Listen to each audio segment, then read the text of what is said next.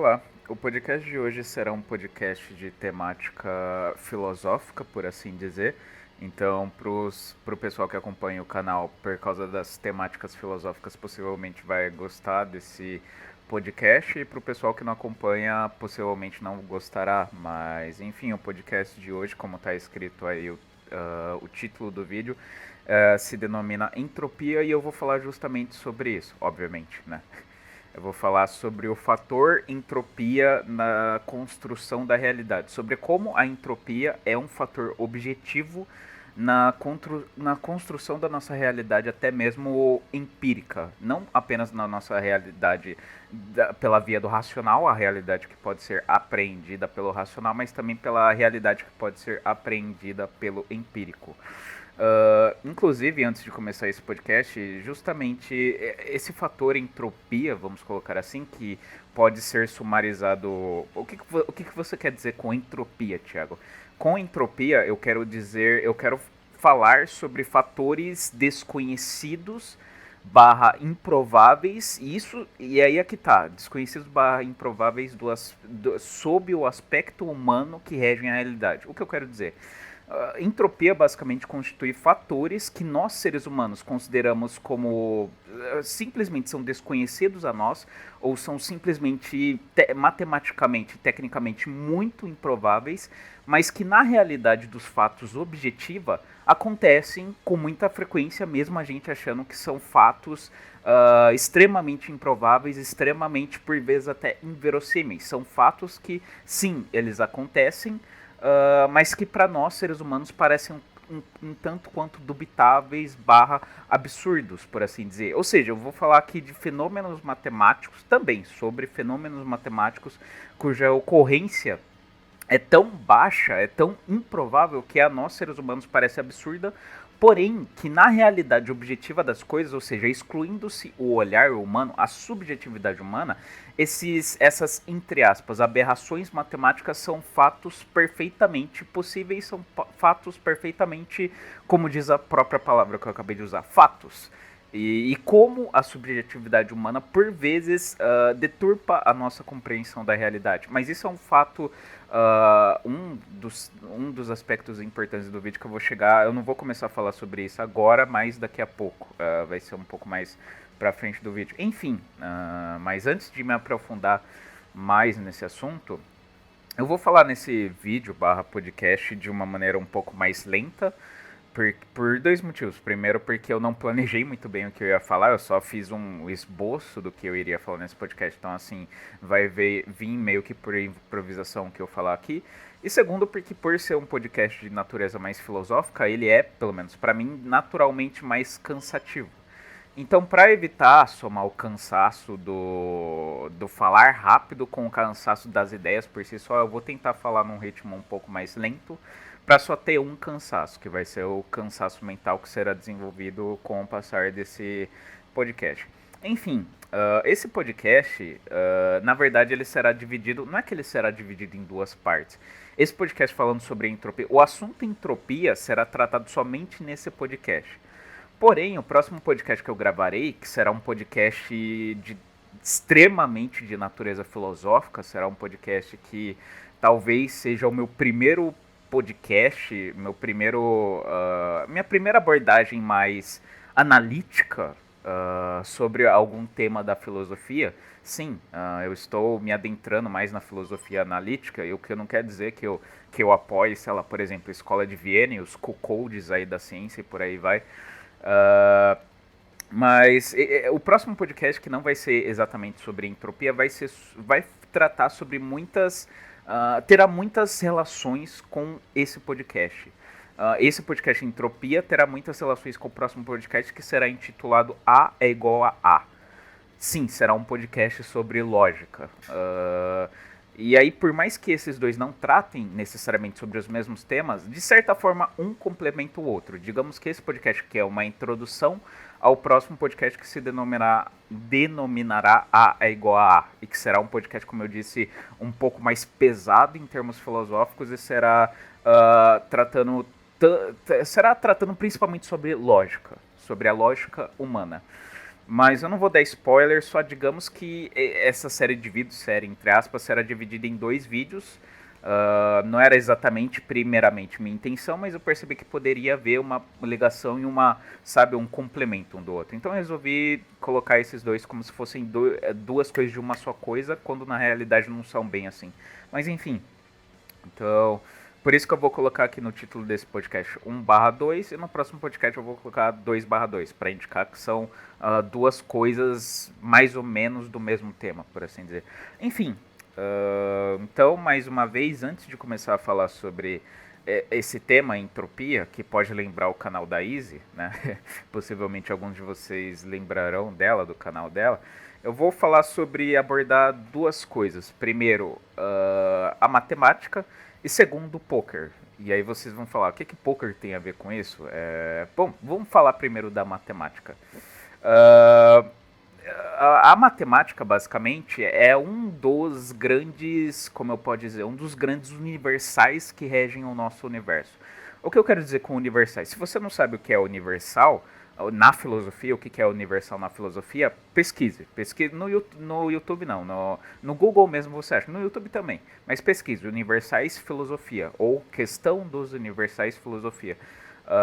Porque se eu for explicar aqui o que é universais, eu vou levar muito mais tempo do que eu já vou levar. Enfim, a matemática é um dos grandes universais que regem a nossa realidade, tanto empírica quanto nossa realidade objetiva. O que eu quero dizer com isso? O que eu quero dizer é que a nossa realidade segue uma série de parâmetros matemáticos rígidos.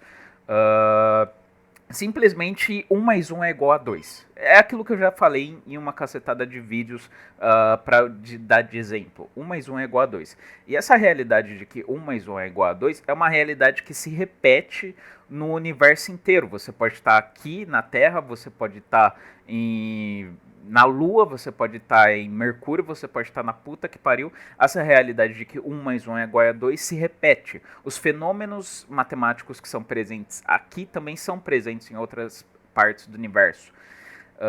E por isso que a matemática é um dos grandes universais, ou seja, um mecanismo regulador, um mecanismo identificador de padrão da nossa realidade. Tanto a matemática, quanto a física, quanto a química são formas de universais, ou seja, formas de colocar ou de perceber padrões no mundo que nos cerca. Só que tem um grande porém. Por mais que essa regra, por exemplo, que eu citei, 1 mais 1 é igual a 2, por mais que isso seja um fato na maior parte do universo, essa seja a lógica que funciona para explicar a maior parte do universo, pode ser que isso não explique 100% do universo. Pode ser que, exemplo, vamos supor que eu só estou dando um exemplo, estou chutando, não estou falando nada, algo empiricamente comprovado, só estou chutando. Vamos supor que essa lógica de que 1 mais 1 é igual a 2, ela vale e ela funciona, ela explica de fato 99% do universo. 99% do universo, de tudo que existe no universo, é essa lógica de que 1 mais 1 é igual a 2. E isso é um fato para 99% do universo. Porém, para 1% da massa do universo, para 1% do universo, vou dar um exemplo aqui, buracos negros. Buracos negros, que é um fenômeno que até hoje ninguém entende muito bem, ninguém sabe muito bem que porra é aquela. Enfim, buracos negros, por exemplo.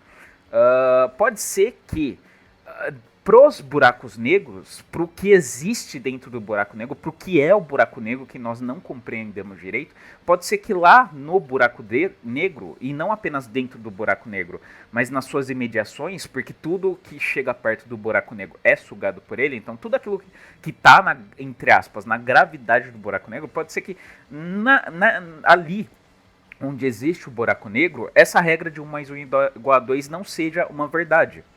Pode ser que ali, dentro do buraco negro, e nas imediações do buraco negro, pode ser que 1 mais 1 é igual a 3, de repente. E aí, para você conseguir explicar o que seria o buraco negro, ou qual seria a natureza do buraco negro, você teria que se adaptar e aderir a uma nova forma de matemática, modo de pensamento, universal, por assim dizer, de explicar a realidade, porque a realidade Ela 99, a realidade de 99% se encaixa naquela lógica de que 1 mais 1 é igual a 2. Porém, 1% da realidade pode ser que não se encaixe nessa lógica. Pode ser que lá, no contexto do buraco negro, 1 mais 1 não seja igual a 2, mas sim igual a 3. E eu só tô dando um exemplo, tá? Eu não tô aqui, tipo, falando que isso é uma verdade necessária pro buraco negro. Eu só quero dizer que a matemática ela é um dos parâmetros, talvez o parâmetro mais confiável de todos, talvez, para explicar a realidade objetiva dos fatos. A matemática é um dos grandes pilares que nós, seres humanos, identificamos para explicar a realidade. Porém, a matemática não é, como eu posso dizer, não que ela não seja absoluta, mas sim que ela é feita de pequenas, grandes aberrações matemáticas, de pequenas, grandes variações em seu resultado, e que para nós soam como absurdas, mas que para a matemática explícita, para a matemática nua e crua da coisa, talvez até de um ponto de vista mais universal, do ponto de vista superior, do ponto de vista, por exemplo, de Deus. Enquanto que para nós essas exceções matemáticas nos parecem tipo absurdas ou simplesmente nos parecem além do nosso conhecimento, para um Deus, por exemplo, para Deus ou para um Deus ou para os deuses, ou seja lá o que for, isso daí pode ser simplesmente a maneira como ele encontrou para configurar o nosso universo, e que ainda assim uma não refuta a outra, como se a matemática do 1%, ou seja, a matemática do 1 mais 1 é igual a 3, não necessariamente refutasse a matemática do 1 mais 1 é igual a 2. Porque se refutasse, o universo inteiro não poderia existir, porque não poderia existir essa harmonia entre 1 mais 1 é igual a 3 e 1 mais 1 é igual a 2. Ou seja, existe possivelmente há uma forma de matemática superior em que mesmo entre aspas, contradições existindo, elas podem existir de forma que uma complemente a outra, formando um paradoxo, por assim dizer, na nossa realidade. Enfim, eu já estou indo para um ponto um pouco mais avançado, mas enfim, eu comecei a pensar sobre esse lance de entropia por causa... Peraí, vou beber uma água. Por causa das aplicações da matemática naquilo que eu faço, ou seja, das aplicações matemáticas no poker. E aí vocês vão falar, cara, poker? O que poker tem a ver com o universo? O que poker tem a ver com buraco negro? Você tá louco? Enfim, eu vou explicar. Então eu já falei da matemática. A matemática tem, digamos, a matemática é uma das grandes pedras de toque da nossa realidade, porém ela chega a nós de uma maneira um tanto quanto limitada, por assim dizer. Eu não diria limitada, mas que quiçá necessita ou necessitaria de aperfeiçoamento para poder explicar a natureza do universo inteiro, mas isso, para mim, tecnicamente, é algo humanamente impossível. Mas eu não vou falar sobre isso, porque aí já entra na parte de limitação do conhecimento, mas enfim. Como vocês sabem, eu sou jogador de poker ou estou me tornando um jogador de poker. E pra quem não sabe, poker é um jogo de matemática pura. Tipo, também existem outros fatores além da matemática. Existe, por exemplo, o fator da psicologia. Também, poker é um jogo muito de psicologia. Poker também é um jogo muito de timing, por assim dizer. Você perceber a ocasião certa, você perceber, tipo, quando você fazer aquela jogada específica produziria aquele efeito desejado. Também é um jogo muito de timing correto, de você pegar o jeito do jogo. E, querendo ou não, também tem uma certa porcentagem de sorte, sabe? Tem muita gente que diz que poker e outros jogos por aí são pura e simplesmente jogos de azar e vence quem tiver mais sorte. Isso, com certeza, é uma meia-verdade. É uma meia-verdade, porque, sim, existe o fator sorte no poker, só que, assim... quem joga poker pela sorte é o que a gente chama no poker de jogador recreativo. O que os profissionais chamam de jogador recreativo. O que é um jogador recreativo? O próprio nome já diz, mais ou menos. É um jogador que joga pra, tipo, se divertir, sabe? Ele não quer saber de matemática. Se o que ele tá fazendo tá matematicamente certo ou errado. Ele não quer saber dessa parte. Ele só quer saber que ele tá fazendo as coisas rezando pra que bata as cartas que favorecem ele. e pronto, acabou, sabe? Ele só tá rezando para que bata aquilo ali e se bater, ótimo, se não bater, vou pra próxima e acabou, sabe? Ele não quer muito saber se, tipo, se a porcentagem matemática do que ele tá fazendo, se ele tá correto, se ele tá seguindo a matemática correta. Ele só quer saber de, tipo, vou colocar aqui todas as minhas fichas e Deus queira que bata minhas cartas. É tipo, é na sorte mesmo, sabe? E assim, tem como você jogar poker a partir disso, de tipo, vou jogar pela sorte, foda-se, tipo, vou aqui rezar para as minhas cartas bater e foda-se? Sim, tem como você jogar poker dessa maneira, e inclusive algumas pessoas conseguem, tipo, lucro jogando dessa forma. Só que no poker entra um grande fator, que foi algo que eu comecei a absorver para minha filosofia de vida pessoal, que é o chamado de prazo, o longo prazo e o curto prazo. No longo prazo, você tomar essa série de decisões que são matematicamente incorretas, no longo prazo vai te gerar perda.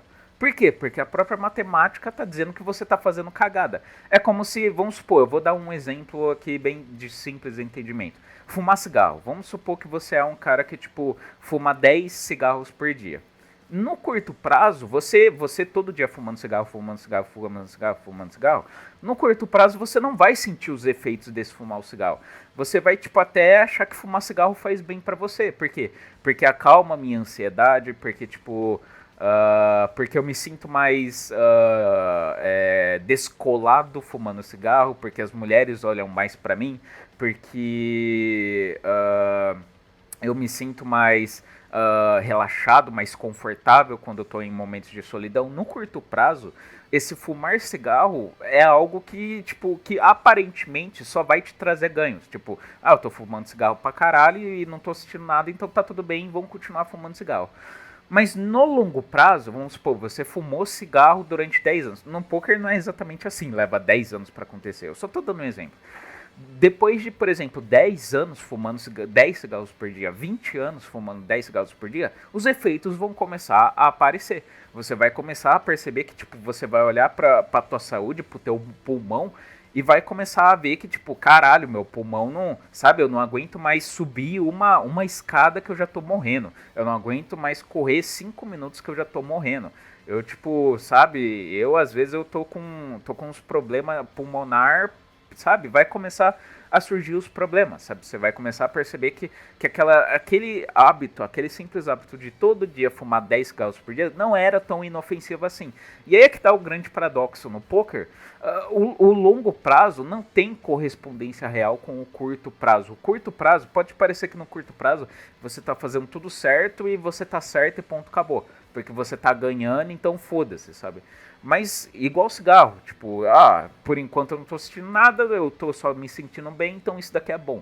Só que no longo prazo, esse cara provavelmente vai começar a perceber que não foi tão bom assim ele fazer isso todos os dias. Ele vai começar a perceber o rombo no pulmão dele. No caso do jogador de poker, ele vai começar a perceber o rombo na conta dele. Ele vai começar a fazer cálculo e vai perceber, caralho, eu tipo perdi 10 mil dólares porque eu passei 10 anos fazendo essa jogada ininterruptamente, que algumas vezes me trouxe resultados na base da sorte, mas que agora fazendo os cálculos, 5, 10 anos depois, eu tô vendo que, tipo, caralho, eu perdi 10 mil dólares por causa dessa bosta. É mais ou menos assim que funciona o poker.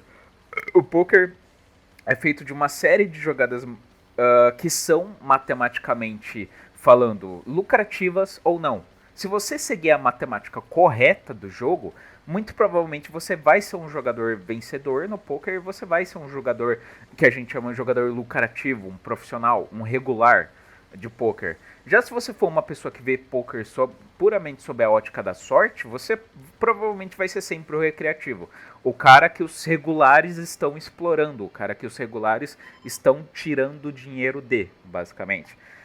Enfim, no poker, além dessa parte mais básica do poker, de tipo, da matemática do jogo, eu comecei jogando poker. Tipo, eu tô tentando, como eu disse, virar jogador profissional e todo dia eu jogo esse jogo. Porque é como se fosse um trabalho mesmo. Você tem que colocar, vamos supor, sei lá, chutando 6 a 8 horas diárias no jogo para esse ser um jogo que, tipo, rentável financeiramente falando. ou sei lá, mais horas do que isso, mas assim, funciona como se fosse um trabalho mesmo. Você não vai conseguir ganhar muito dinheiro jogando 2 horinhas por dia, 4 horinhas por dia. A não ser que você jogue em níveis mais altos, que é o que a gente chama no poker de high stakes, que o próprio nome já diz. Mas como isso é a realidade de tipo 1% dos jogadores, a maioria dos outros jogadores tem que tipo transformar isso como se fosse um emprego mesmo, jogar 6 a 8 horas, quem sabe até 10 horas por dia, para isso começar a ser lucrativo. Mas enfim, no poker, o poker é um jogo de repetição. É um jogo que tipo você joga as mesmas mãos diversas vezes. Você joga as mesmas mãos diversas vezes. Diversas vezes. Por quê? No poker existem basicamente 1326 combinações de mãos possíveis. O que quer dizer que quando você começa a jogar, você pode receber uma de 1326 combinações de cartas na sua mão. Você começa com 2 cartas na sua mão e com essas 2 cartas na tua mão você joga o jogo, basicamente. E aí existem várias ações que você pode tomar com essas cartas, eu não vou ficar explicando aqui o jogo em si. Mas o que eu posso falar é que no poker, a mesma sequência de mãos, a mesma sequência de cartas que batem, a mesma sequência de acontecimentos, de uma forma geral, por assim dizer, eles acontecem infinitamente, por assim dizer. E eu comecei a perceber que existem alguns fenômenos no poker, alguns acontecimentos no poker que para nós seres humanos parecem um tanto quanto absurdos, parecem um tanto quanto entre aspas injustos no contexto do poker. Aí é algo um pouco mais específico pro poker, mas assim acontece no poker com uma frequência até alta, por assim dizer, uma série de, entre aspas, de burradas matemáticas que, tipo, para nós seres humanos, para mim que jogo poker, por exemplo, para nós seres humanos podem parecer aberrações, podem parecer, tipo, absurdo, pode parecer, tipo, sabe, que isso é, em tese, impossível, mas que acontece aquilo ali, de fato. E aí é que eu vou começar a entrar no ponto desse vídeo, de que, tipo, 1% é 1%. 1% não é 0%. E aí é que tá, nós seres humanos, nós tendemos com muita frequência a desprezar o 1%. Nós tendemos a desprezar as pequeníssimas probabilidades matemáticas. Mas quando essas probabilidades matemáticas se repetem exaustivamente, igual acontece no poker, que o poker, como eu disse, é um jogo de repetição, você vai receber as mesmas 2 cartas nas mesmas situações, com vários inimigos diferentes, e as mesmas coisas acontecem várias vezes. Quando você roda uma mesma mão 100 vezes diferentes, se você tiver uma probabilidade matemática de 1% de perder, se você rodar essa mão 100 vezes, 99 vezes você vai ganhar. Porém, uma vez você vai perder. E aí é que tá. Nós tendemos a olhar para essas proporções matemáticas muito pequenas, esses números matemáticos muito pequenos, nós tendemos a desprezá-los, a tratá-los como impossível de acontecer. E de fato, quando eles acontecem, principalmente no contexto do poker, que é um contexto em que você ganha e perde dinheiro, nós tendemos a olhar para isso com com uma certa raiva, com uma certa, tipo, a nossa subjetividade entra no meio da equação, entra no meio da fórmula matemática e deturpa tudo. E nós começamos a achar que esse 1% é uma aberração, que esse 1% é errado, que esse 1% simplesmente não deveria existir, que esse 1% é uma injustiça e por aí vai. Só que no contexto da matemática, que é um contexto que ela não liga para os nossos sentimentos, a matemática simplesmente entre aspas, é um fato absoluto. A matemática não é dotada de sentimentos. A matemática, primeiro, é algo abstrato, ela não existe no nosso mundo empírico, e ela não é como nós, seres humanos, que temos sentimentos. Os sentimentos pertencem aos animais, talvez não exclusivamente aos animais humanos, talvez alguns animais também não humanos também tenham sentimentos. Exemplo, os cachorros, pode ser que os cachorros também tenham sentimentos. Talvez não igual aos seres humanos, mas pode ser que eles tenham. Enfim, os sentimentos pertencem aos seres vivos, mas os sentimentos não pertencem à realidade objetiva das coisas. Portanto, não existe sentimento quando a gente fala em física. Não existe, tipo, a lei da gravidade está de mau humor. A gravidade está de mau humor. Ou, tipo, a fórmula de Bhaskara hoje acordou menstruada. Tipo, isso não existe, obviamente, em física e em matemática.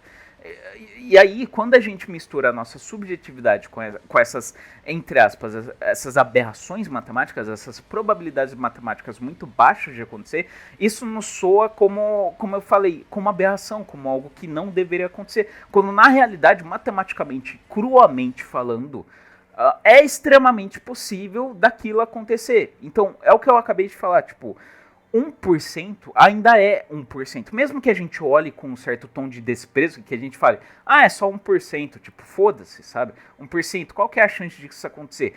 Aí é que tá, se isso acontecer 100 vezes, muito possivelmente, uma das vezes, aquilo ali que não estava previsto vai acontecer. Pera aí, eu vou tomar uma água rapidão. Então, por exemplo, vamos supor que você transa com a tua namorada e tua namorada tem um método, ela usa um método contraceptivo que, tipo, tem 1% de chance de falhar. Vamos supor que a gente vive num universo, porque essa não seria a realidade de fato, mas vamos supor que a gente vive num universo que você transou sem camisinha com a tua namorada, pronto, engravidou. Vamos supor que a gente vivesse nesse universo. Isso não é o universo que a gente vive. Tipo, não necessariamente você transar com a tua namorada sem camisinha ela vai engravidar, não é necessariamente verdade. Mas vamos supor que a gente vivesse num universo em que isso seria necessariamente verdade e que nesse universo a tua namorada use um método contraceptivo que tem 1% de chance de falha. Vamos supor que você transa com a tua namorada uma vez por semana. É muito matematicamente provável, não é provável na verdade, é certeza matematicamente falando, que depois de, se você transa uma vez por semana com a tua namorada, você transa 4 vezes, em média, 4 vezes por mês com a tua namorada. 4 vezes 12 dá 48. 48 vezes 2, 96. Ou seja, em 2 anos transando com a tua namorada, você vai transar em média 96 vezes com ela. Vamos colocar uma margem de erro aí de 90 para 100 vezes com ela. Ou seja, nesse universo em que transou com a namorada sem camisinha e engravidou e que ela usa um método contraceptivo que tem 1% de chance de falha, nesse universo, a tua namorada em 2 anos com certeza iria engravidar. Por quê? Porque em 2 anos, se você transa com ela em média uma vez por semana e em um ano isso vai dar um número total de 48 transas.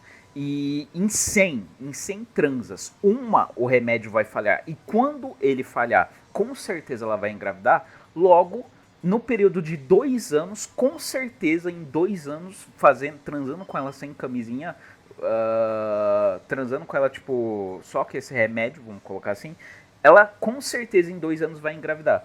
Só que, e aí é que tá a grande questão.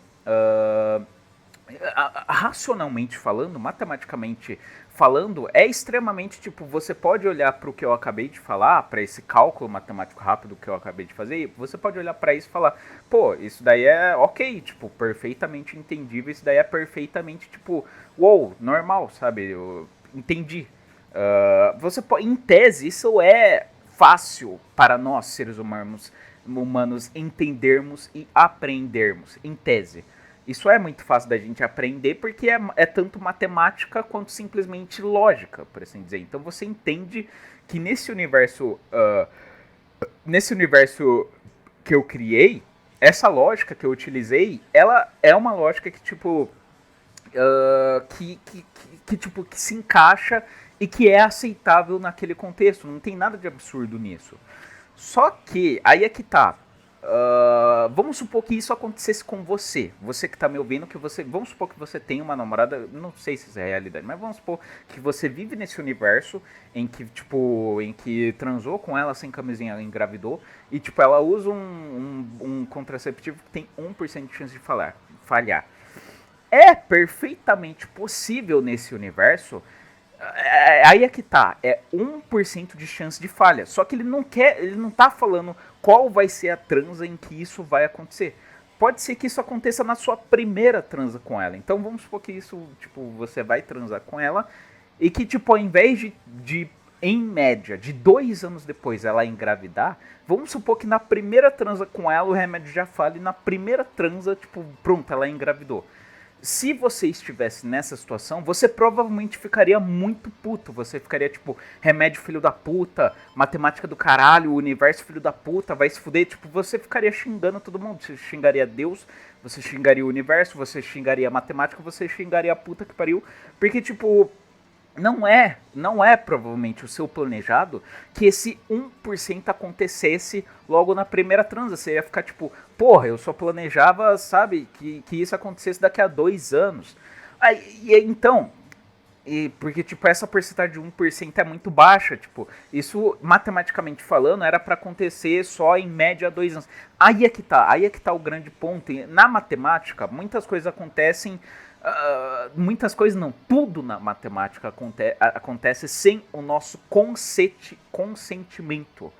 Então, por exemplo, o remédio diz que a chance dele de falhar é 1%. Matematicamente falando, isso vai nos dar a certeza de que em 100, um vai falhar, um vai dar merda. Só que assim, é impossível dizer, é questão de pura e simplesmente sorte? Sim, matemática por vezes também é de certa forma um jogo de sorte.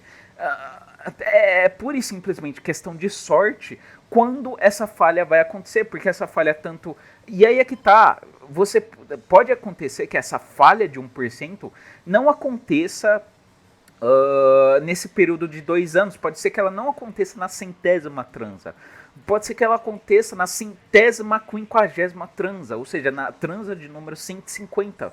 Por quê? Porque isso é uma média. Em média, 1% das vezes esse remédio falha. Porém, na maioria dos casos, na maioria do tipo, vamos supor que tem 1000 indivíduos que seguem esse método. A maioria desses 1000 vai engravidar a mulher num período de tipo de 100 transas. Uma transa ela vai engravidar nesse período aí de 100, de 1% em 1000 indivíduos. Só que vai ter uma minoria dos indivíduos, vamos supor aí, vamos chutar aí, desses 1000 indivíduos, 800, ou vamos colocar aí, 800 é um número muito baixo, vamos colocar aí 900. 900 desses indivíduos, a mulher de fato engravidou, sei lá, na segunda transa, na 15ª transa, na 50ª transa, na 100ª transa, mas para 100 indivíduos, para 90 isso é, 90 não, 900 isso é a realidade, mas para 100 indivíduos, pode ser que para esses outros 100, tipo a mulher engravide na 100ª, na 100ª, na 150ª vez.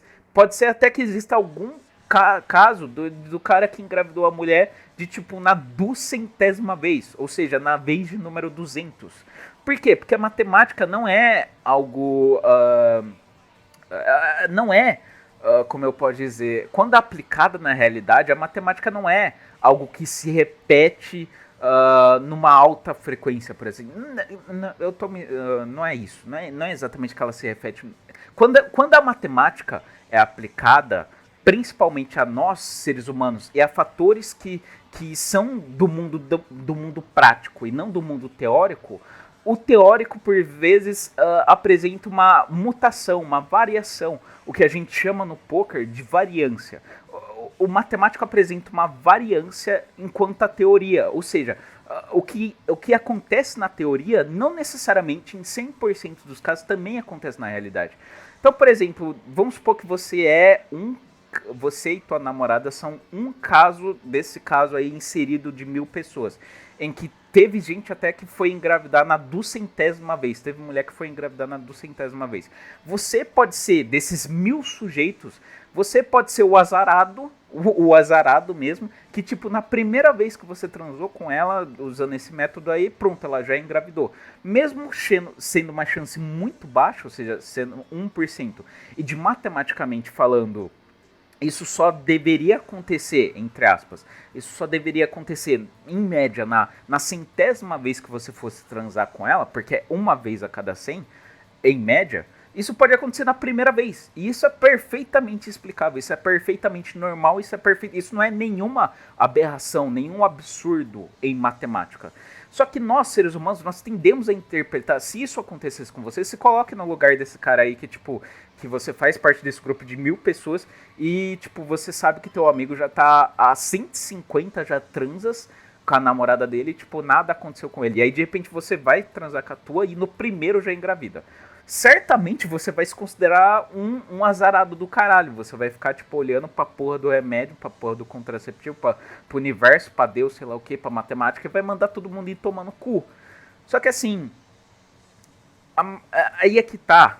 Os fenômenos matemáticos não, como eu posso dizer, eles não nos devem nada. Os fenômenos matemáticos, eles simplesmente acontecem e simplesmente, por mais que eles pareçam injustos, entre aspas, ou simplesmente, por mais que eles pareçam, como eu disse, aberrações, eles não são de fato aberrações. Eles são números perfeitamente possíveis. Só que quando aplicados a nós, seres humanos, nós tendemos a achá-los absurdos, nós tendemos a achá-los extremamente, sabe, tipo, impossíveis, quando na verdade não são impossíveis. 1% ainda é 1%. Então, por exemplo, vamos supor que você... Parece um pouco clichê, mas vamos supor que, sei lá, caso de saúde que a pessoa tem 1% de chance de sobreviver. Óbvio que a chance dela é baixa, óbvio que muito provavelmente ela vai morrer, porque ela só tem uma chance em 100 de sobreviver, ela não tem 100 vidas para testar, até chegar à vida que ela vai sobreviver. Mas assim, 1% ainda é 1%. Matematicamente falando, aí é que tá. E aí é que tá o ponto do próximo podcast que eu vou falar, que é A igual a 1% é 1% e não 0%. 0% é 0%. E qualquer percentagem matemática que não seja 0% não exclui a possibilidade de. Isso eu comecei a perceber, como eu disse, mais propriamente falando, no poker. No poker acontece uma série de coisas no poker que, tipo... Quando acontece com você pequenas variações matemáticas do resultado esperado, quando essas variações acontecem com a gente, principalmente no contexto do poker, que é um contexto que você perde dinheiro e ganha dinheiro, tipo, você tende a achar que isso é uma injustiça, você tende a ficar revoltado com isso. Por quê? Porque você olha para aquilo e fala, porra, esse filho da puta só tinha 5% de chance de ganhar. Porra, esse filho da puta só tinha 2% de chance de ganhar. Cara, só que isso, pra quem é jogador profissional de poker, isso acontece o tempo inteiro. Por quê? Porque é o que eu falei, poker é um jogo de repetição. Então, por exemplo, aquele 5% que a gente perde no poker com alguma frequência, com a frequência exata de 5%. Tipo, 5% significa que 1 em cada 20 a gente vai perder. E como o poker é um jogo de repetição, tipo, você pode ganhar, tipo, ganhei hoje, 1/19, ganhei amanhã, quer dizer, 1/20.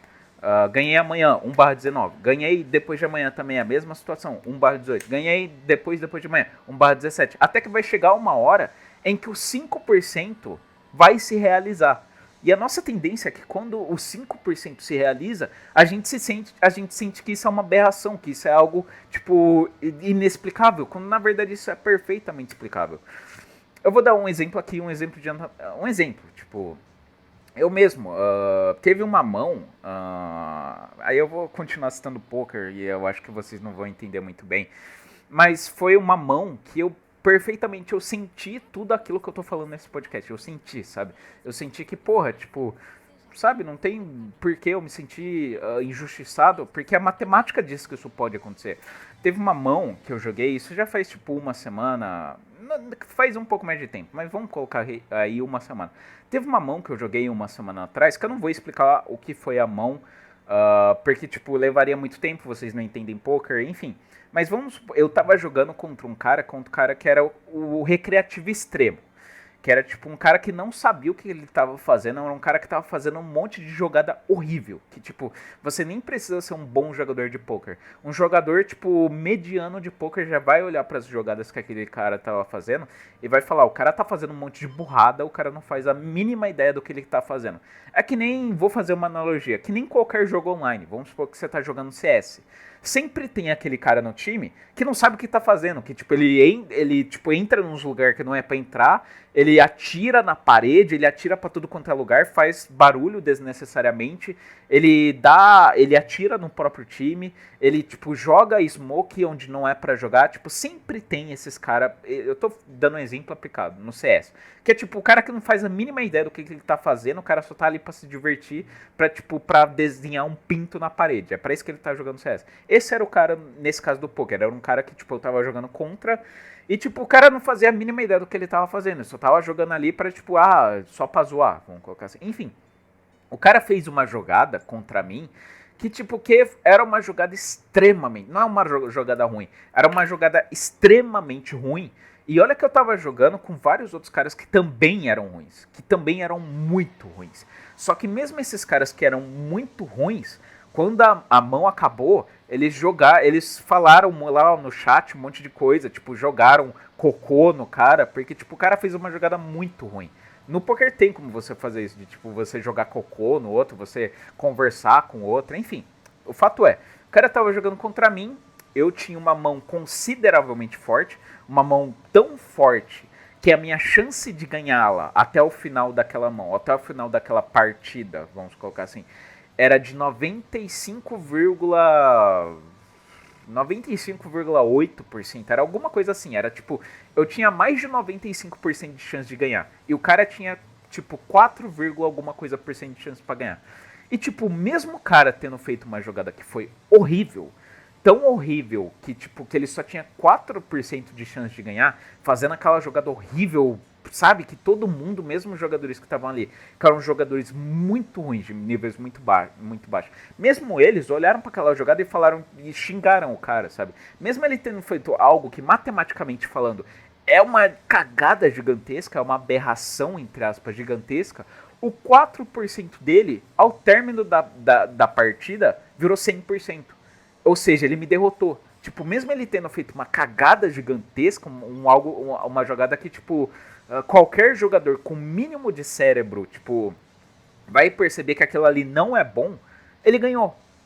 E por quê? Porque provavelmente não, obviamente, esse cara não tá nem aí pra matemática do jogo, esse cara só tava ali pra se divertir, e a chance dele ganhar aquela mão era de 4, alguma coisa por cento. Ou seja, eu poderia muito bem olhar para a jogada dele, que foi, como eu disse, uma jogada muito ruim. Eu poderia olhar para a jogada dele e olhar para as cartas que bateriam e olhar para o fato de eu ter perdido. Eu poderia encarar isso como uma injustiça. Como tipo, caralho, eu fiz tudo certo, esse cara fez uma jogada que era horrível, esse cara, tipo, os próprios outros caras que estão aqui na mesa estão xingando ele, e mesmo assim o cara ganhou. Eu poderia encarar isso como uma injustiça. De início eu encarei isso como injustiça. Eu olhei pra isso e falei, cara, sabe, que baralho filho da puta, que merda, sabe? Só que, depois de parar e analisar a situação friamente, olhar pela situação, ver a situação só pelo lado da matemática, é aquilo que eu falei. 1% ainda é 1%. 4% ainda é 4%. Ou seja, a cada 100 vezes que essa mesma situação acontecer, 4 eu vou perder. Ou seja, quando eu me meter nessa situação, quando os 4% acontecem, é muito desagradável. Só que aí é que tá, a gente se esquece de que 96% das vezes eu ganhei. Tipo, mesmo que naquela situação específica eu perdi, se essa mesma situação se repetir outras 100 vezes, 96 vezes eu ganhei. Ou seja, tipo, me colocar nessa situação é extremamente bom pra mim, é extremamente lucrativo pra mim. E eu quero mais que os caras continuem fazendo esse tipo de jogada contra mim. Por quê? Porque 96 vezes em 100, em média, claro, em média, eu vou estar ganhando. Então, assim, é extremamente lucrativo pra mim, é extremamente interessante pra mim me meter nessas situações em que a probabilidade matemática do cara ganhar é tipo, é 5%. É 10%. Por quê? Porque 90% das vezes, 90 dos 100 dias, vamos colocar assim de exemplo, eu vou estar ganhando. Eu ganhei. Tipo, ou seja, tipo, por mais que a jogada daquele cara tenha sido horrível, tenha sido uma jogada que mesmo os outros jogadores muito ruins olharam e acharam um lixo, uma merda, e eu também, ele ainda tinha chance de ganhar porque a matemática falava que ele ainda tinha chance de ganhar. E não apenas isso, mas ele ter ganho é algo que eu poderia considerar como uma aberração, mas que não faz sentido por dois motivos básicos. Primeiro, que no longo prazo isso é extremamente lucrativo para mim, porque como eu disse, em 96 de 100 eu tô ganhando. E outro, A matemática não se importa. A matemática, como eu falei agora há pouco, ela é nua, crua e simples. Ela não tem sentimentos. Então não tem sentido ficar triste com algo que não existe tristeza. A matemática não fica triste, não existe. Tipo, isso é algo que nós, seres humanos, associamos aos fatos. Mas os fatos, implicitamente e explicitamente, isso não existe. A tristeza é uma característica, um sentimento humano, mas a tristeza não existe na matemática. Então não tem sentido a gente olhar para as pequenas, entre aspas, aberrações e as pequenas probabilidades matemáticas e achar que isso é impossível. Se fosse impossível, seria 0%. Aí é que tá. Quando a gente fala que uma pequena probabilidade é, tipo, impossível, nós estamos caindo em contradição. Porque uma coisa é 0,1%, outra coisa é 0%. Se existe 0,1% de chance de acontecer, é porque em 1000 vezes aquilo vai acontecer. Então, assim, 0,1% ainda é 0,1%. Impossível é 0%. Quando a gente fala impossível acontecer, é 0%. Se aquilo tem 0,1% de acontecer, nós já estamos errados. Porque 0,1 é 0,1 e não 0. Enfim. Então, o poker, basicamente, ele me ajudou a enxergar as coisas, está me ajudando a enxergar as coisas de uma maneira mais neutra e me mostrando que, tipo, pequenas, como eu disse, probabilidades matemáticas ainda são pequenas probabilidades matemáticas, mesmo que a gente pense o contrário, mesmo que a gente pense que isso é uma aberração, que isso é um erro, que isso é injusto, enfim, por aí vai. E aí é que tá o ponto com a ponte entre isso que eu tô falando e o que eu comecei falando.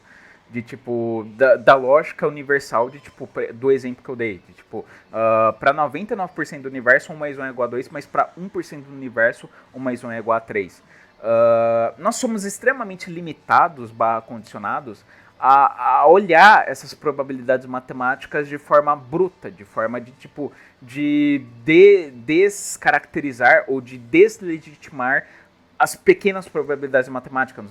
Nós encaramos 99% como se 99% fosse 100%, quando na realidade não é. 99% contém um pequeno erro matemático, uma pequena improbabilidade matemática que é o 1%. O que quer dizer que em 1% dos casos isso vai acontecer.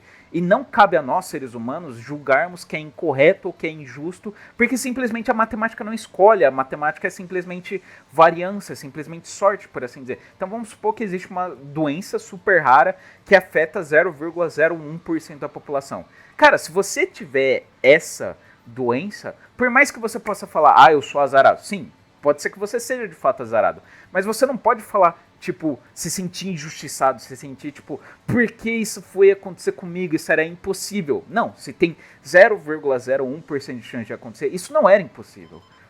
Então, assim, a partir do momento que você existe, você está suscetível a uma série de progressões e probabilidades matemáticas que, se acontecem com você, é que tá. Elas não são impossíveis, só que nós temos esse sentimento de que elas são impossíveis, de que nós estamos sendo injustiçados. Tipo, outro exemplo, eu fui atropelado. Qual que é a chance de eu ser atropelado, sendo que eu sou uma pessoa que eu sempre olho para os dois lados, eu sempre, tipo, sigo as regras de trânsito, eu sou uma pessoa, tipo, que anda rápido para atravessar a rua, enfim, qual é a chance disso acontecer comigo? Cara, sempre existirá uma chance, sempre existirá uma chance. E é o que eu tô falando já há meia hora, tipo, 1% ainda é 1%. 1% é 1% e não 0%. Então, nós, por vezes, nós tendemos a tratar as pequenas, grandes improbabilidades matemáticas como se elas não existissem. Como se elas não existissem. E isso, por vezes, isso gera tanto um problema no nosso ego, uma limitação no nosso ego, quanto também uma limitação no nosso conhecimento. Porque nós, muitas vezes, nós não admitimos essas improbabilidades matemáticas, nós não admitimos o, entre aspas, o impossível matemático. Sendo que é o que eu estou falando já, tipo, o impossível matemático é 0%. Se tem uma chance de 0,00001%, isso indica que pode acontecer. Então, assim, desde que eu comecei a jogar poker, por exemplo, eu não sou, tipo, eu já sei que vai ter pessoa que vai mal interpretar isso daqui. Mas vamos lá. Desde que eu comecei a jogar poker, eu me tornei uma pessoa um pouco mais, digamos assim, tolerante, ou pelo menos assim, entendível, estou mais tendente a entender as teorias evolucionistas, as teorias ateicas do mundo, sabe? Por quê? Porque antes de eu jogar poker, eu achava que a probabilidade de algo acontecer, por exemplo, a probabilidade de existir um universo que passou 7 bilhões de anos e a vida começou nesse universo em certo ponto, se desenvolveu e chegou até aqui hoje, nós seres humanos. Eu achava que a probabilidade disso acontecer era mas tão baixa que simplesmente era ok, era correto simplesmente descartar essa probabilidade, porque é tipo 0,0001%, sabe? Tipo, eu achava extremamente... Eu tinha o pensamento comum de que 0,00001% é igual a 0%. Só que não. 0,00001% é 0,0001% e não 0%. Então, assim, desde que eu comecei a jogar poker, eu não me tornei ateu. Não é que o poker me fez ateu. Não. E eu, de certa forma, eu continuo tendo uma tendência a olhar o ateísmo com um certo desprezo. Mas assim, eu comecei a entender um pouco melhor, não por leitura dos livros ateístas, não por leitura, mas sim pela própria matemática nua e crua que eu enfrento todos os dias. Eu comecei a entender um pouco melhor do ponto de vista matemático como que é possível, por exemplo, não existir Deus e ainda assim a vida existir. Como que é possível não existir Deus e ainda assim esse universo em que a gente vive existir, sabe? Tipo, é o que eu falei, cara. Imagina um universo que tem 7 bilhões de anos de idade, que é mais ou menos o que o universo e as ciências, sei lá, dizem. 7 bilhões de anos de idade. E, tipo, isso é tempo pra caralho. Isso é muito, muito, muito tempo. E nesse universo existe uma chance de 0,001001% de um dia um planeta vir a desenvolver uma atmosfera, que foi a condição inicial para o planeta Terra ter vindo a desenvolver a vida. Em 7 bilhões de anos, é muito possível, porque, cara, imagina 0,0001% aplicado a 7 bilhões de anos. Tipo, a explosão das estrelas, dos planetas, seja lá do que for, esses fenômenos que acontecem no universo, eles acontecem literalmente bilhões de vezes. Bilhões de vezes. Bilhões de estrelas estão explodindo nesse exato momento. Bilhões de planetas estão se aquecendo nesse exato momento. Bilhões de planetas estão sendo engolidos por sóis de outras constelações nesse exato momento. Bilhões de planetas estão sendo engolidos por buracos negros nesse exato momento. Enfim, bilhões de fenômenos estão acontecendo no universo inteiro nesse exato momento. Tanto é que quando você repete esses bilhões, literalmente bilhões de vezes, o que era 0,0001% de chance de acontecer, pode perfeitamente vir a se tornar 1. Ou seja, acontecer. Então, cara, quanto mais algo acontece, mais o 0,00001% de chance fica próximo de acontecer. Por quê? Porque a matemática diz que isso tem 0,1% de chance de acontecer. Ou seja, se esse mesmo fenômeno se repetir, vamos supor, 15 milhões de vezes, uma vez nessas 15 milhões de vezes, tal fenômeno vai acontecer. Ou seja, tipo, a Terra existir nesse contexto da matemática nua e crua, já não é, pelo menos para mim, algo tão inverossímil, algo tão absurdo de acontecer. É algo que eu olho e falo, cara, isso pode acontecer. Sim, isso pode acontecer em 7 bilhões de anos, ou talvez até mais tempo que o universo tenha. Cara, imagina o tanto de coisa que aconteceu, o tanto de coisa repetida que aconteceu nesse tempo.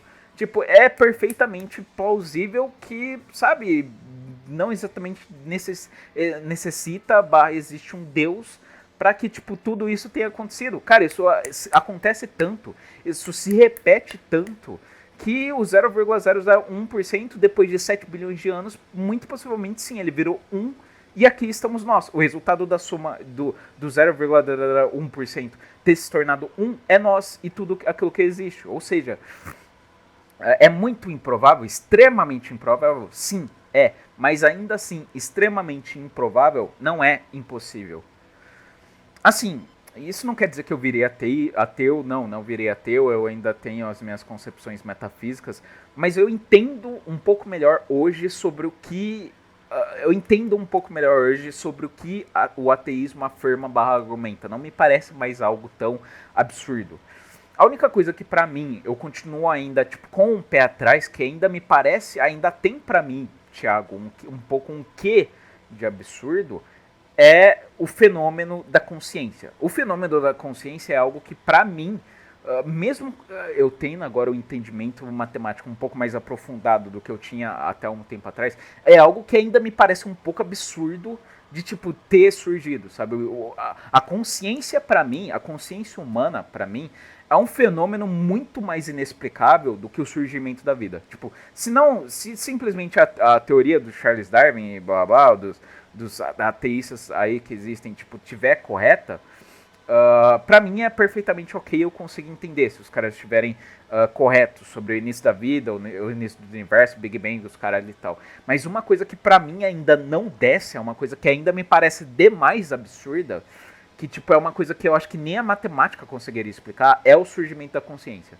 Pra mim, a consciência é um fenômeno muito mais inexplicável do que a vida em si, no geral. É um fenômeno muito mais precioso e raro do que o surgimento da vida, sabe?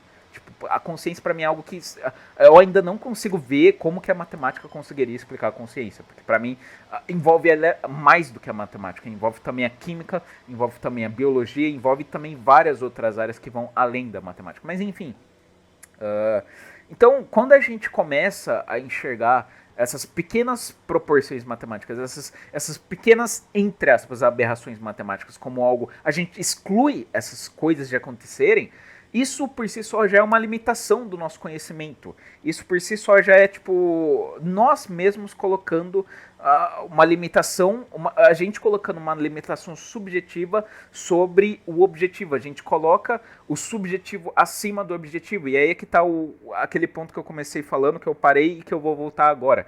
Por vezes, nós temos, por vezes não, com uma frequência assustadora de vezes, nós seres humanos, temos uma dificuldade gigantesca em separar os fatos dos nossos sentimentos. Em separar de forma um pouco mais aprofundada a objetividade da subjetividade. Isso talvez até seja até humanamente impossível. Mas eu acho que existe como, mas é muito difícil de fazer. Nós separarmos a subjetividade da objetividade. Por quê? Porque nós interpretamos o mundo a lá subjetividade. É a subjetividade tanto que nos guia, quanto também é ela que permite a nossa interpretação sobre o mundo. Quando a gente olha, por exemplo, para um cachorro, é a nossa subjetividade que guia os nossos sentimentos para com esse cachorro. Então, por exemplo, se eu for uma pessoa que eu gosto de animais, que eu tenho uma afeição natural por animais, eu vou olhar para o cachorro e vou me sentir feliz. Eu vou querer brincar com o cachorro, eu vou querer abraçar o cachorro, eu vou querer, tipo, correr atrás do cachorro, enfim, por aí vai.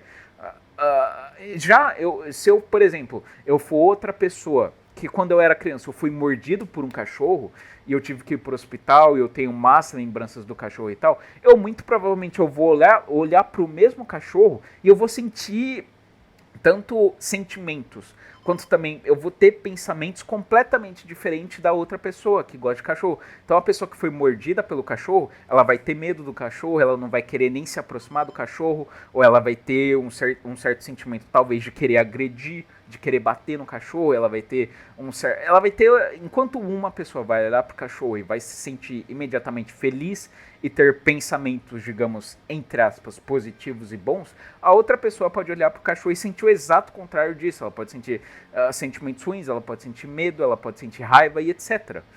Então a subjetividade, querendo ou não, ela é o nosso guia para definir a objetividade. E aí é que tá, quando a gente aplica, e isso é aplicável a tudo relacionado ao indivíduo. Então, quando nós encaramos ideias, encaramos concepções, encaramos probabilidades matemáticas que a nós são contrários àquilo que a gente acredita, nós temos essa tendência natural a descartar ou a desprezar ou simplesmente agir de forma indiferente para com aquilo que nos é diferente, por assim dizer. Nós temos essa tendência desde sempre, isso não é um problema do homem moderno, isso é um problema do homem enquanto homem desde sempre, a colocar a subjetividade em cima da objetividade, a fazer com que a subjetividade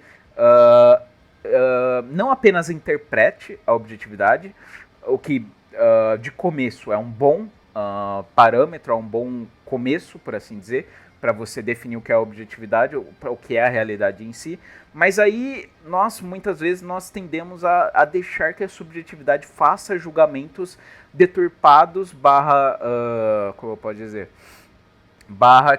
muito momentâneos sobre aquilo que não deveria se tratar de forma momentânea leviana, por assim dizer. A subjetividade, ela é tanto, por vezes, o nosso portal para adquirir o conhecimento, quanto também ela própria também limita o nosso conhecimento. E no próximo podcast eu vou falar de uma forma bem mais específica e bem mais aprofundada sobre essas limitações que o próprio conhecimento, só que aí eu vou um pouco mais aprofundado nisso, vai ser um pouco mais hardcore em nível filosófico, sobre como o conhecimento limita o próprio conhecimento. Não apenas a subjetividade humana limita o conhecimento, mas também o conhecimento limita o próprio conhecimento. O que é um problema se você for uma pessoa verdadeiramente compromissada, ou pelo menos que se preocupa com conhecimento verdadeiro. Mas que para a maioria dos seres humanos, que é mais pedante, que quer mais mostrar que sabe do que saber de fato, isso não é exatamente um problema. Mas para pouca porcentagem dos, entre aspas, cientistas e filósofos que realmente se preocupam com a verdade, isso é certamente um problema. Que é, primeiro, separar a subjetividade da objetividade, e segundo, separar, ou pelo menos assim, identificar quando o conhecimento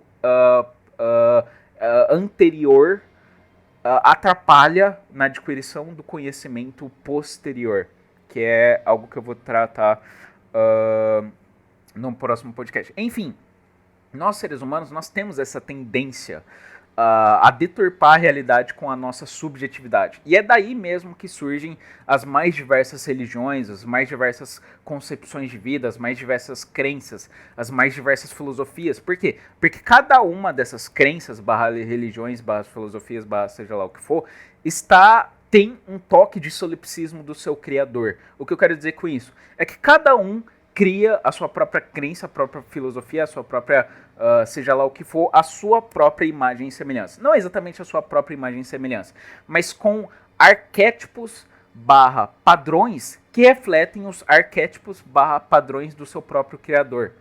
Então, assim, por exemplo, eu vou dar um exemplo que não vai facilitar nada do que eu quero dizer. Exemplo, o universo em que a gente vive, exemplo, eu não estou falando que isso é necessariamente verdade. O universo em que a gente vive ilustra a natureza do seu criador, ilustra a natureza de Deus, por assim dizer. Porque se Deus fosse de outra forma, ele criaria um universo que seria de outra forma. Por exemplo, vamos supor um ser humano que é um ser humano de certa forma arrogante. Um ser humano que tende a olhar para que ele quer porque quer criar uma teoria sobre tudo, ele quer explicar tudo o possível, e ele tende a desprezar as respostas que as outras pessoas deram para uma mesma questão, porque elas são diferentes das respostas dele. Esse ser humano provavelmente é Nietzsche. Por quê? Porque esse ser humano, e a filosofia do Nietzsche, por exemplo, ela ilustra isso, um ser humano que tem tendências arrogantes vamos colocar assim, de se colocar no centro do universo. E você, pela vida que o Nietzsche levou, se você ler a biografia dele, se você estudar mais a fundo tanto as obras do Nietzsche quanto quem foi o Nietzsche, você vai ver que a obra dele espelha perfeitamente quem ele foi.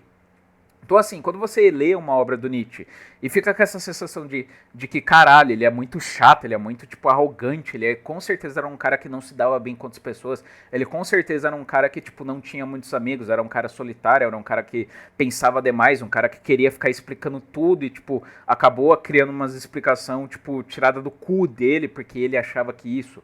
Quando você, lê Nietzsche, você consegue perceber claramente quem foi Nietzsche. Se você lê a bibliografia dele, você vai perceber que sim, muito daquilo que, tipo, tá no livro de Nietzsche era o próprio Nietzsche.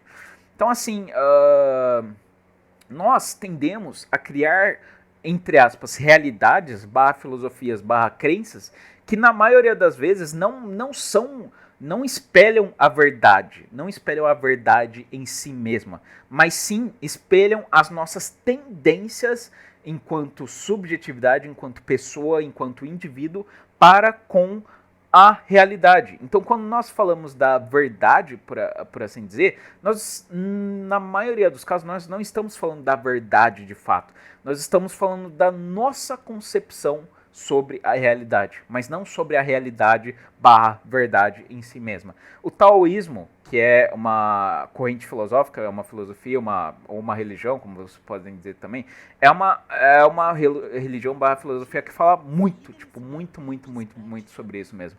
Quando você fala sobre o Tao, que é a verdade, que é tipo a massa, vamos colocar, é a substância do Spinoza, por assim dizer. Eu sei, eu tô só complicando as coisas, mas vamos ler ali, foda-se. Quando você fala sobre o Tao, que é a verdade, você não está mais falando sobre o Tao, você está falando sobre a sua visão sobre o Tao. Porque a partir do momento que você utiliza a sua linguagem, só do fato de você utilizar a sua linguagem para falar sobre o Tao, a tua linguagem que é limitada, você já está deturpando o que é de fato o Tao. Então, nós seres humanos, nós temos essa tendência clara e que se ilustra no fato de que tipo, nós temos 50 milhões de crenças, 50 milhões de religiões, 50 milhões de filosofia diferentes, etc. Nós temos essa tendência clara a misturar a nossa subjetividade com a objetividade, quando não necessariamente uma coisa se aplica à outra. É aquilo que eu falei da matemática. A matemática não tem sentimentos. A matemática não tem, tipo, acordei menstruada. A matemática não tem, tipo, a matemática é pura e simplesmente a matemática. E você pode chamar de sorte, por exemplo, você ser o cara, por exemplo, que transou com a namorada, naquele exemplo que eu dei do 1%, e que, tipo, só na 200ª vez ela engravidou, tipo, depois de 8 anos. 8 anos não, 4 anos, porque 2 anos é 100, então 4 anos. Só, tipo, depois de 4 anos ela engravidou. Tipo, você pode se dizer sim, eu sou sortudo, tipo, a matemática me favoreceu. Mas você não pode dizer que, tipo, isso é matematicamente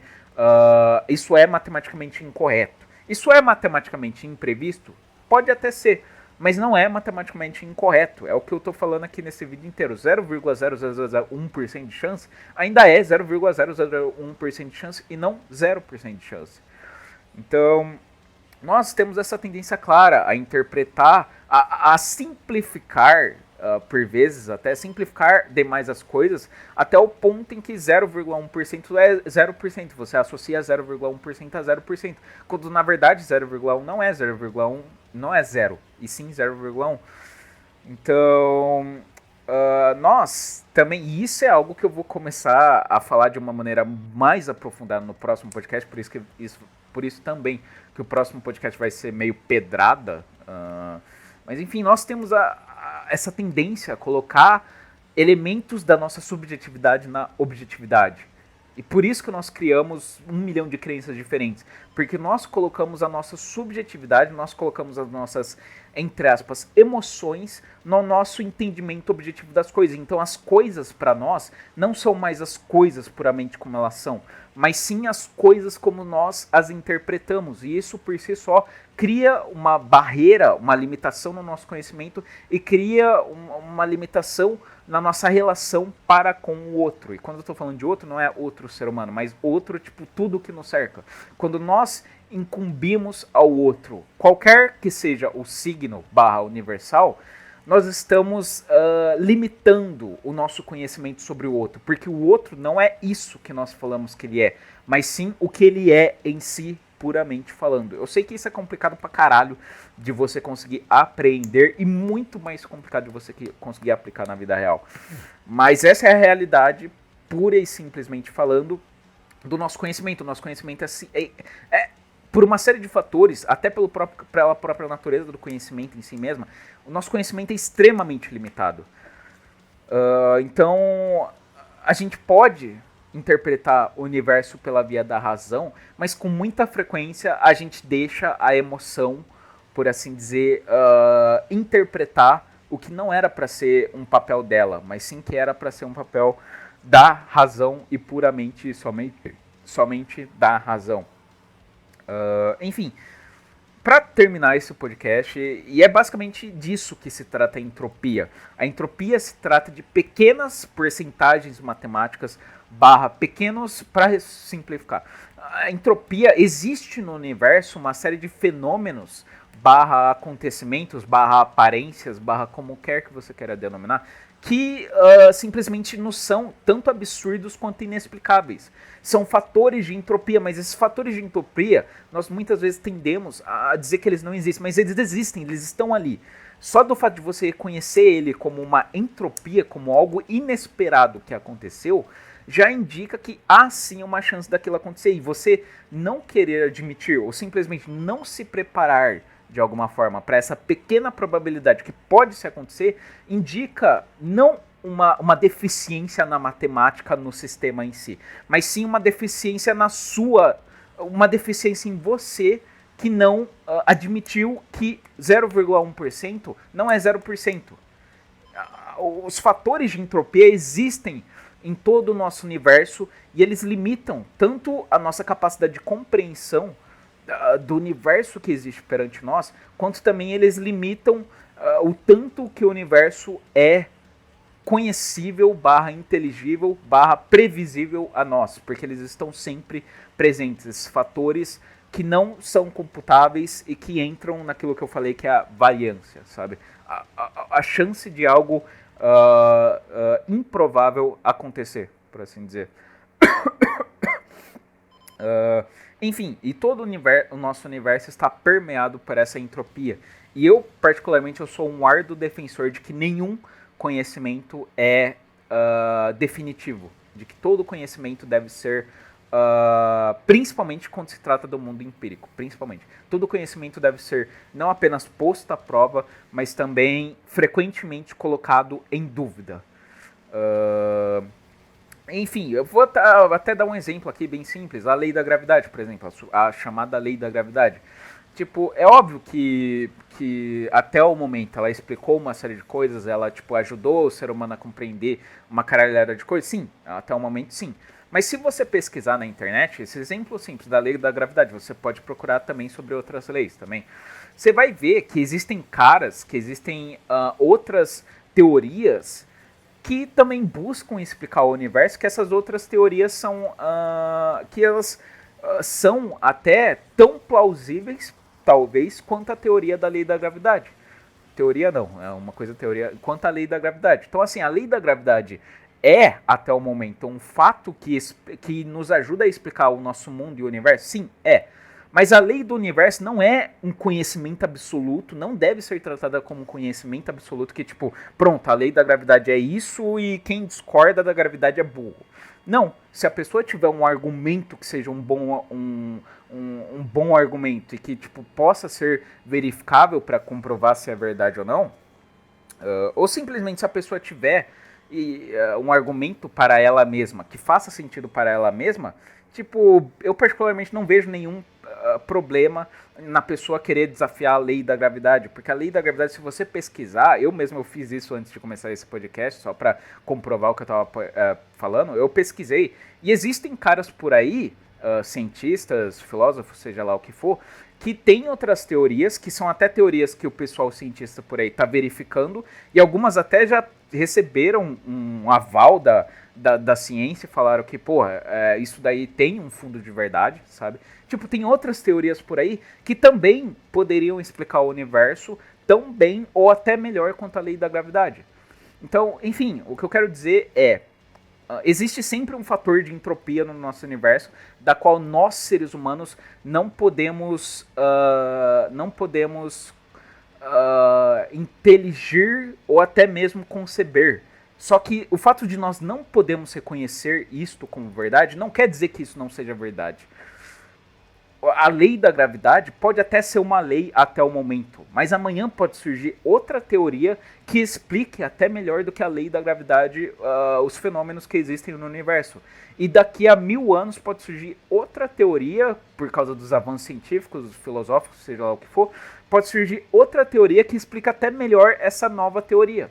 E depois, daqui a 10 mil anos, pode surgir outra teoria, que é a teoria do Graal, a teoria, sabe, que é ali a metafísica com Deus, e pronto, nós nos tornamos Deus e explicamos todo o universo.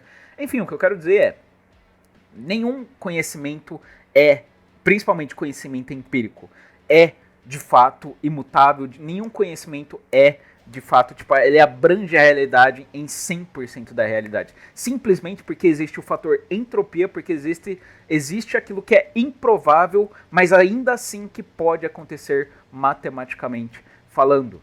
Então, nós não devemos considerar nenhum conhecimento como insubstituível e que, tipo, pronto, chegamos a isso, pronto, acabou, não tem mais nada, chegamos ao conhecimento verdadeiro. Isso, eu diria até que é uma certa forma de arrogância humana, é certa forma até uma burrice, principalmente dos comuns, que são pessoas que adoram empregar teorias científicas, mas que não manjam absolutamente nada de ciência, só falam de ciência da boca para fora. Enfim, me soa como um absurdo não falar sobre essas probabilidades matemáticas que nos soam como absurdo, mas me soa absurdo você querer falar de 100%. Tipo, descobri algo que explica 100% do universo. Me soa como absurdo, sabe? Porque é o que eu falei, existe sempre um fator entropia, existe sempre um fator que nos é às vezes até ininteligível em tudo aquilo existente, por assim dizer. Existe sempre o 0,0001% de chance de algo acontecer. Ou seja, o teu 100% não é 100%. O teu 100% pode até ser 99,99, mas não é 100%. Ou seja, a tua teoria um dia ainda pode vir a cair. E isso é um grande golpe, vamos colocar assim, grande golpe, tanto à arrogância geral do ser humano, quanto também ao solipsismo do indivíduo em si mesmo. Mas, enfim, é isso. Eu espero que esse podcast não tenha ficado muito complicado de entender / apreender.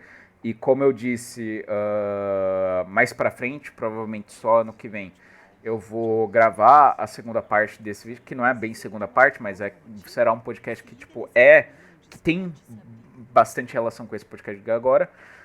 Então é isso, eu queria vos desejar um Feliz Natal, boas festas, fiquem bem, sei lá, tomem a vacina ou não tomem a vacina, aí é questão de cada um de vocês. Mas é isso, espero que vocês tenham gostado, caso vocês queiram conversar sobre, debater aquilo que eu tô falando aqui, sintam-se à vontade, mas não garanto que eu vou querer debater com vocês, porque eu tenho mais coisas a fazer, basicamente, eu tenho que trabalhar, tenho que estudar, enfim. Então é isso, espero que vocês tenham gostado, espero que tenham conseguido entender a mensagem geral. Beijos, abraços e até a próxima.